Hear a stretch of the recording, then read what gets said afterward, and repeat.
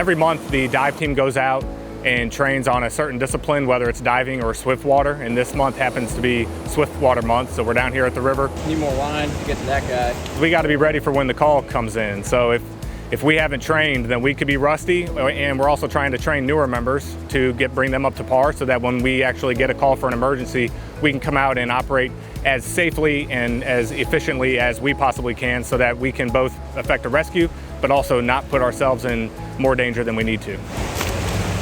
The most calls that we respond to would be drownings typically. So this is probably the most dangerous environment would be swift water.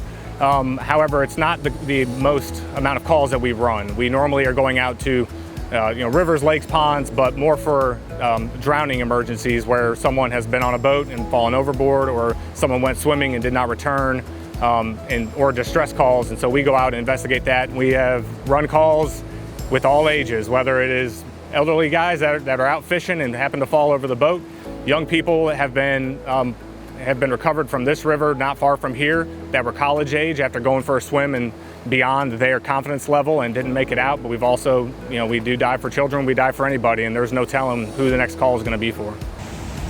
Dealing with water is one of the most dangerous things that we do because it's completely uncontrollable, and the river has no love for us, and so we have to make sure that we're being smart and operating efficiently and smartly so that we don't put ourselves in a bad situation. We may be coming out for a rescue, but it doesn't take much for the rescuer to become a victim also. I think the biggest tip would be knowing your own level of comfort in the water and knowing your own limitation. And then if you take swift water, for example, people come out, they raft, they kayak, but if somebody were to go and buy a kayak from the store and think that they're going to come out here and smoothly go down one time without any issues, that's operating outside of their limitation. And so we just, mostly would just want people to be cautious and know if you're going to a body of water, you need to know what's in that water. You need to know what the hazards are in that location, or go with someone that does. And then of course always going with a buddy. So if you come out to the river alone and something happens to you, then there's not anyone to help you or to make the call